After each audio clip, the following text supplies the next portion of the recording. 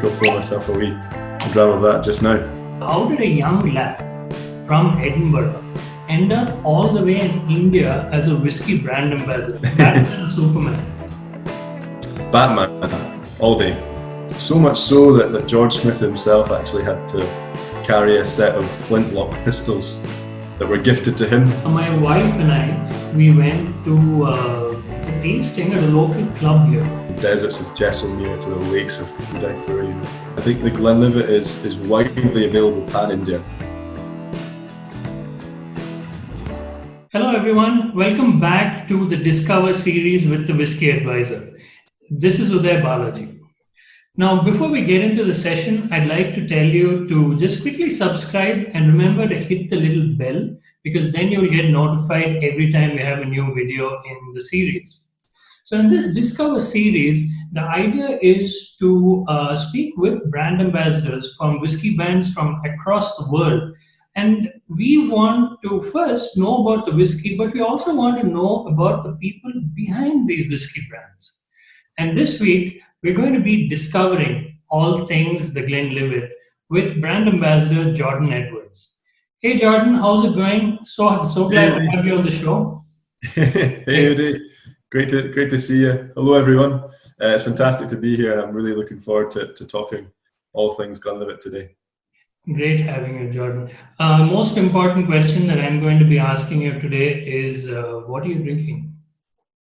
Oh well, I'm just about to open up this bad boy just here, the Glenlivet 12-year-old. I think I'll pour myself a dram of that just now, actually. So yeah, Glenlivet 12-year-old, the flagship whiskey within the Glenlivet family, and one of my favourites from the range for sure. So yeah, I think I'll pour myself a wee dram of that just now. Perfect.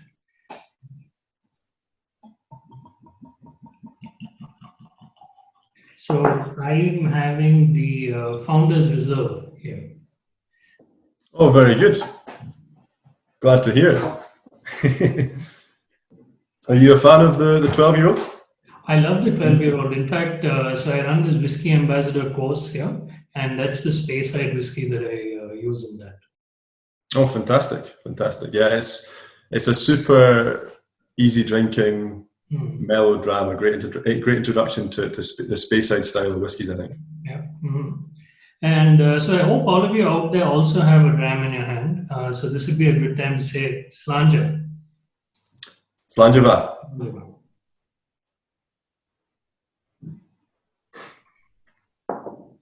So Jordan, when we were chatting, you were telling me about that you were from Edinburgh.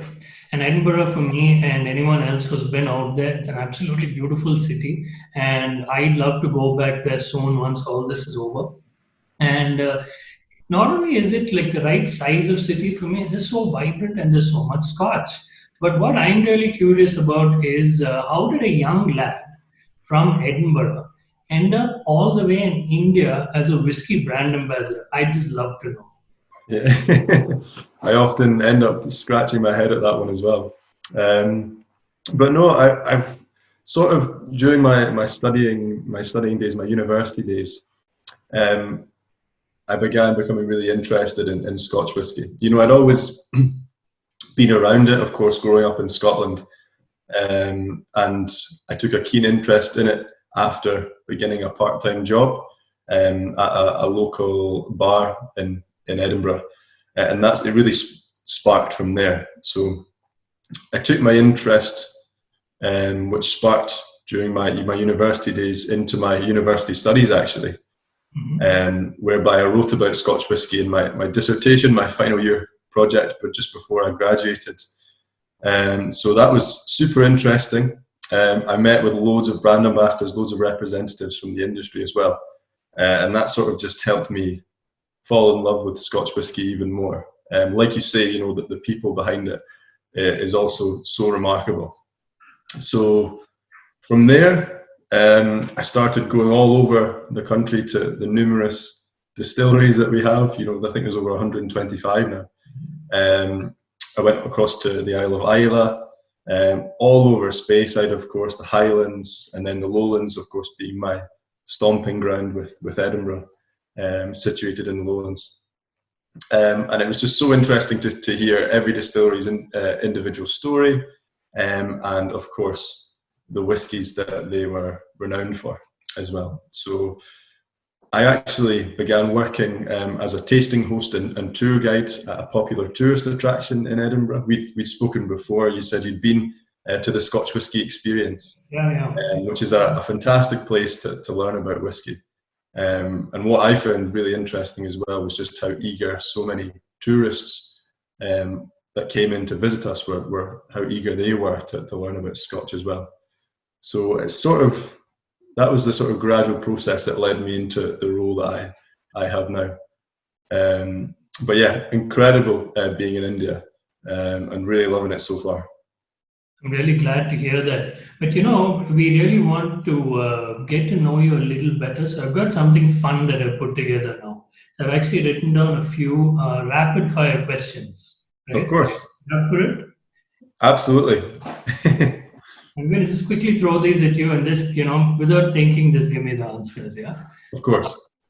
Ready? All good. Your first whiskey. My first whiskey. The Glenlivet 12, I think. Wow. The favorite whiskey that is not the Glenlivet. Scapa Skirin. Favorite bar. The Craigellachie Hotel Bar. Favorite food. Oh, that's a difficult one. I think pizza. Go on, crowd pleaser. Favorite sport and or team. Football, without a doubt. My favourite team is Heart of Midlothian, or Hearts as they're known, from Edinburgh. Beaches or mountains, which do you prefer? Coming from Scotland, I like mountains. Coffee or tea? Coffee. A tough one. Batman or Superman? Batman, all day. Your favorite place in India? I think Jaisalmer, but Rajasthan as a state for me is my favorite place. Wonderful. So those are the quick questions that I had. I always, whenever somebody says Batman, I'm really happy because I know we're going to get along famously. Yeah. It's a no-brainer for me, Batman, for sure. Oh, absolutely. Superman is too good. He can do anything. I know. He could at least be a Batman, right? So, one of the reasons why I asked what your favorite place in India was is, coming all the way from Scotland, which relatively is a smaller country, and here we're like a bunch of countries put together here to make India in itself. It's fascinating to hear about, someone who's coming from the outside and hearing about their take on different things in India. So what has been your experience here in India over the past few months at this point? Oh, it's very hard to think where to begin, to be honest. I think given my job and the demands it has, I've been traveling a lot, and I've been pretty much all over the country. And to be honest, the Northeast is still a little unexplored for me, but certainly I've seen my fair share of India. I think I tallied it up recently, and I've been to around 21 cities since I arrived in late August last year. But yeah, as a city lad, well, I say a city lad, Edinburgh is a pretty small city in comparison to the likes of Mumbai. We have 500,000 people in Edinburgh, and compared to, I think, is it 26 million in Mumbai. So it was a very, very different and eye-opening experience for me, of course. But the thing I find so incredible about India is just how many different cultures there is, how many different subcultures there is across the country. If I'm traveling to Rajasthan, back to Maharashtra in Mumbai where I live, and then down to Karnataka with the likes of Bangalore, you notice real differences culturally, particularly in what cuisine and what people eat. But yeah, it's just been incredible since day one. But 21 states is a lot more than most Indians have been to, and really the Northeast, I know very, very few people who've been to the Northeast. And it's on my bucket list. Ideally, I want to do a road trip around the Northeast. But very, very few people get out there. In fact, a lot of people don't get down south when they visit India. So, you've just got 8 states to go. That's Yeah, absolutely. yeah, I know. I've certainly heard that before as well. I seem to have seen more of the country than most Indians have, which I'm incredibly lucky to have to find myself in such a position. So I'm very grateful for that. I'm so glad to hear that. But India, as far as the whole Glenlivet story goes, is a fairly recent story, right? But when you actually look it up, and I've been doing a fair amount of reading up on the Glenlivet brand and Glenlivet whiskey, and we're talking about pre-1800s that the history goes to. So I'd love to, just to hear your stories about the Glenlivet, about George Smith and Excise Act and all these wonderful old tales and legends about the Glenlivet, if you don't mind.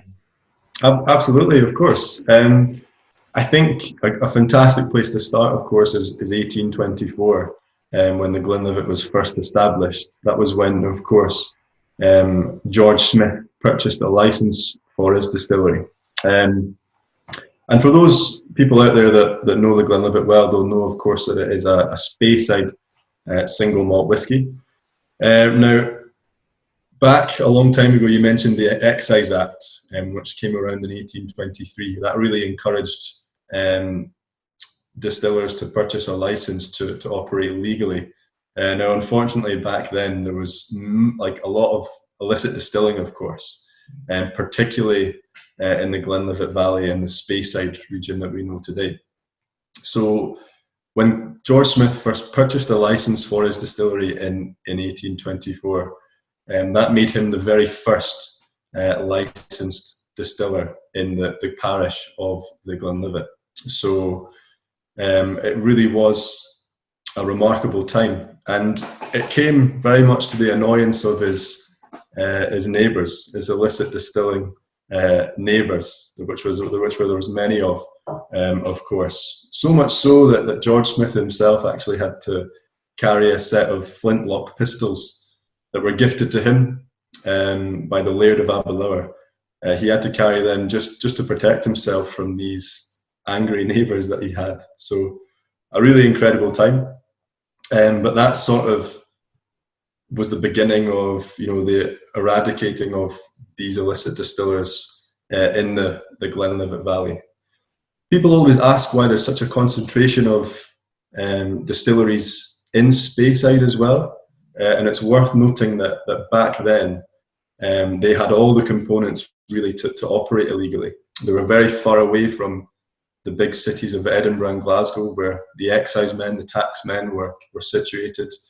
They had the rolling hills of Speyside to hide behind, and of course a fantastic water source with the nearby River Spey. So yeah, they had all the components to really operate illegally, but that was eradicated around about that time with the Excise Act coming out. I think what's worth noting as well, for the history of the Glenlivet, 1884 was a very important year for the Glenlivet whisky as well, and the distillery itself.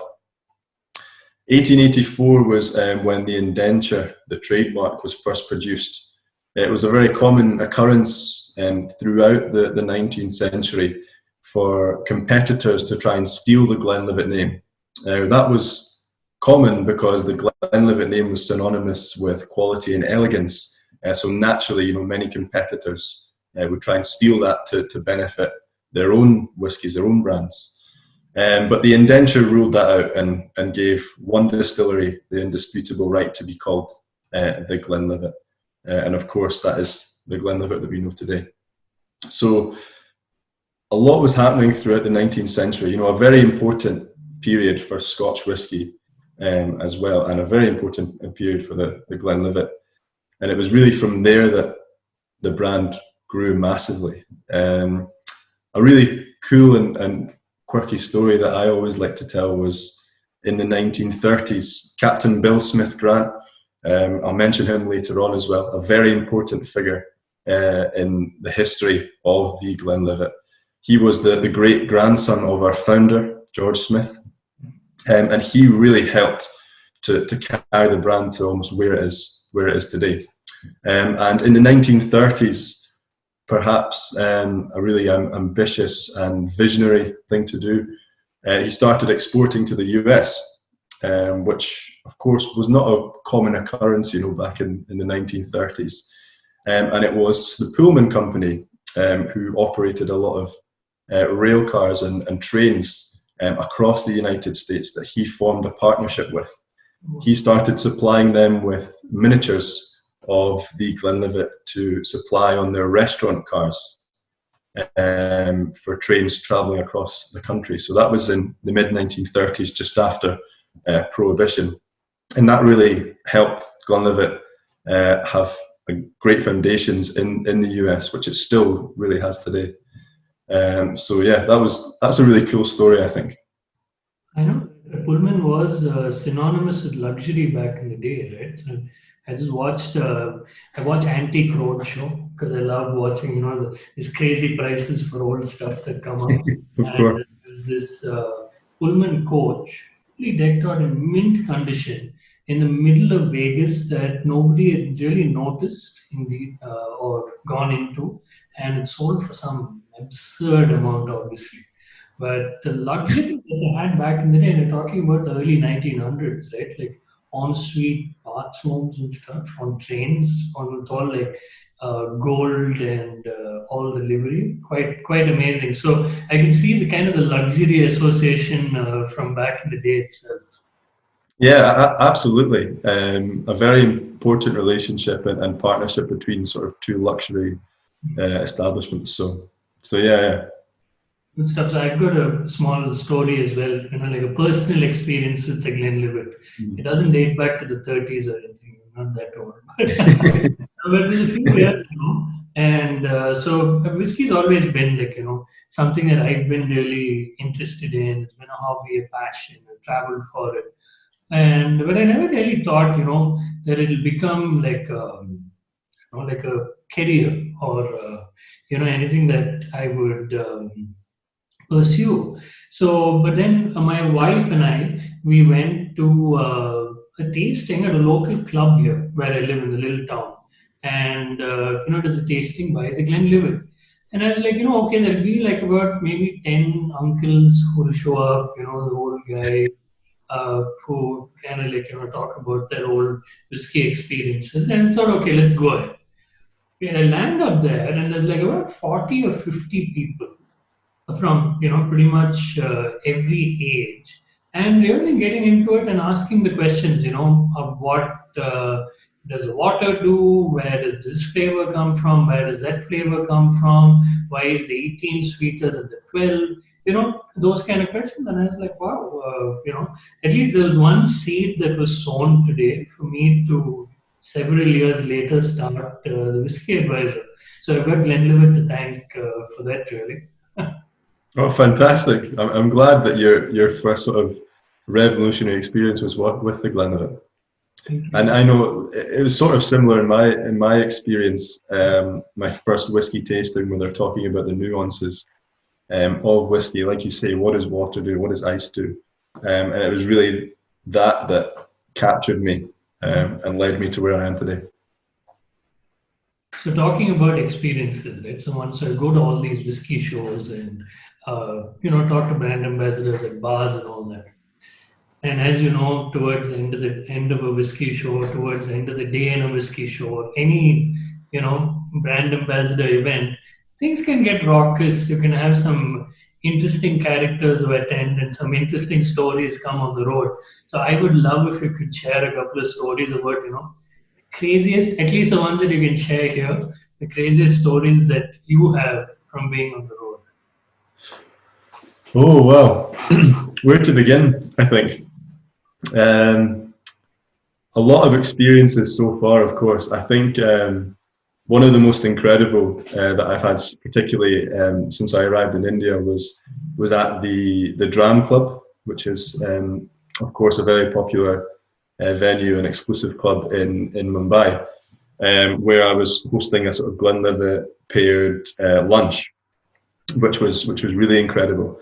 Now, it wasn't just an event exclusive to the Glenlivet. We had loads of different Scotch whiskies that were represented there. So, as you know, with these sort of whiskey roadshow type events, everyone really sort of comes together and has a great time, really. So post the lunch, it was fantastic to catch up with everyone. You had master distillers and brand ambassadors from various brands, almost just a great camaraderie with everyone from the industry, which was really tremendous.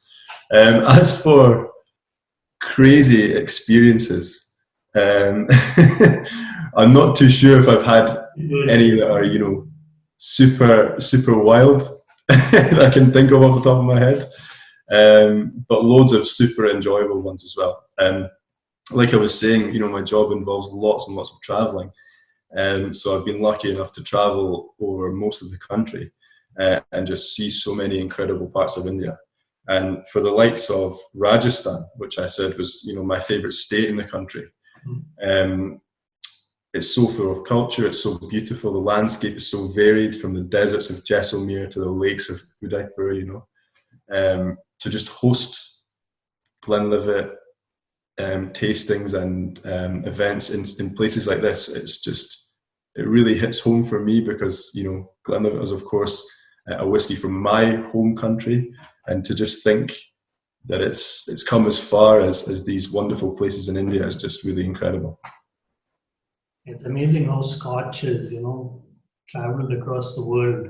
So looking at all the entrepreneurs from back in the day who made it happen, who took Scotch to literally every corner in the world, whether mainly the blends, I would think, but now the single malts are really taking over the world. So I know you're also a brand ambassador for Shivers. So that's something we'll be talking about in the entrepreneurship there on another episode of this.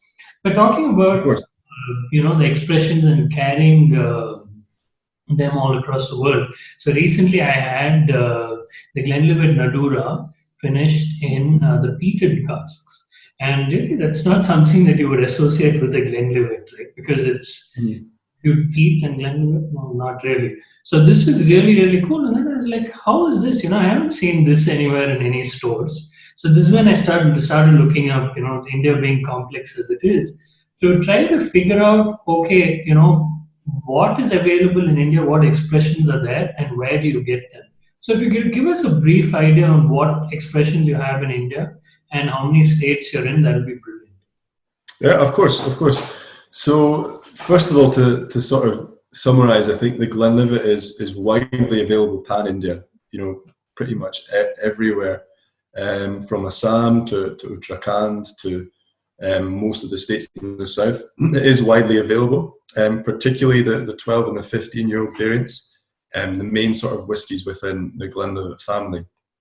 As for the more higher aged varietals and expressions, such as the 21, 25-year-old, they're more widely available across the metropolitan cities, such as Bangalore, Mumbai, Delhi, of course, and then the likes of Gurgaon, Pune, Lucknow, all of these big cities as well. So, yeah, to answer your question, it's certainly widely available across the country. And the range itself would extend from the Founder's Reserve to the 12-year-old, 15-year-old, 18, 21, and of course the 25-year-old as well. Now, pricing, I think, it is another challenge. Of course, every state has its own rules, its own regulations. But I do have some prices here for you as well, if that would really help. I think what I'll do is I'll get it from you and then I'll put it up. That will, so folks, what I'm going to do is a couple of things. One, I'm going to put the link to the Glenlivet range up here, and also on our website, we'll soon have a list of all the Glenlivets available in the country and the prices. So you can go take a look at that and go purchase soon. Yeah. Fantastic. But is there anything new that you're bringing into India? Anything in the pipeline? So there's nothing new at the moment. I think, given the current situation and circumstances, it might be some time before we see a new Glenlivet expression coming in. But once everything goes back to normal, I think it's worth noting the range of whiskies that we have, particularly in travel retail. The Glenlivet is, of course, synonymous with innovation and creativity. Like you said, the Glenlivet Nadura peated cask finish, of course, is something that's slightly different, particularly a slightly different whiskey to the typical Glenlivet style. But we also have the likes of the Captain's Reserve, which is named after Captain Bill Smith Grant, who I mentioned earlier, a very important figure in the history of the Glenlivet. That particular whiskey is selectively finished in cognac casks, again, sort of enhancing the fruity style that Glenlivet has, giving it a rich and spicy edge. So that's available globally and in travel retail as well. We also have our triple cask series, which is available in travel retail too. So that when the airports do finally go back to normal, everything goes back to normal, they're worth looking out for. We have 3 in total. We have the Glenlivet Rare Cask, the White Oak Reserve, and then also the Distiller's Reserve, each being crafted using whiskies from 3 different types of casks. So, really giving it a lovely, rich flavour and real complexity. So although they aren't available in India right now, they're certainly worth looking out for.